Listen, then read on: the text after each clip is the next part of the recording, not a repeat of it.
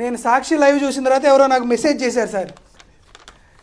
వాళ్ళు ఏం మెసేజ్ చేశారంటే, సార్ ముందు అర్నబ్ గోస్వామి గారు కొంచెం జాగ్రత్తగా ఉండాలి, ఏమో ఆయన పైన ఆంధ్రప్రదేశ్ రాష్ట్రంలో కేసు పెట్టచ్చేమో, కేసు పెట్టి ఆయన్ని అర్ధాంతరంగా అరెస్టు చేయొచ్చేమో, ఒకవేళ అరెస్టు చేస్తే వారిని రిమాండ్ పెట్టచ్చేమో, కాబట్టి ఆయన్ని ఆంధ్రప్రదేశ్ హైకోర్టులోను సుప్రీంకోర్టులోను ముందస్తుగానే న్యాయవాదుల్ని కాస్త హైర్ చేసుకునేటువంటి విధంగా ఆయన చెప్పండి, ఒకవేళ ఆయన సాక్షి చూస్తే ఆయనకి కూడా తెలిసిద్దే అన్నారు. నేను ఆయనకి మెసేజ్ పెట్టా, ఎందుకు సార్ అది అర్నబ్ గోస్వామి అంటే చాలా పెద్ద మనిషి, ఆయన అరెస్ట్ చేయరు అని అంటే, లేదండి కొమ్మినేని నవ్వితేనే కేసు పెట్టారు, మరి అర్నబ్ గోస్వామి కబడ్డీ ఆడితే కిక్కులు మనకుండా ఉంటారా, కాబట్టి అర్నబ్ గోస్వామి గారిని కాస్త కొంచెం జాగ్రత్తగా ఉండమని చెప్పమని చాలామంది ఆయన అభిమానులు నాకు చెప్పినటువంటి మెసేజ్.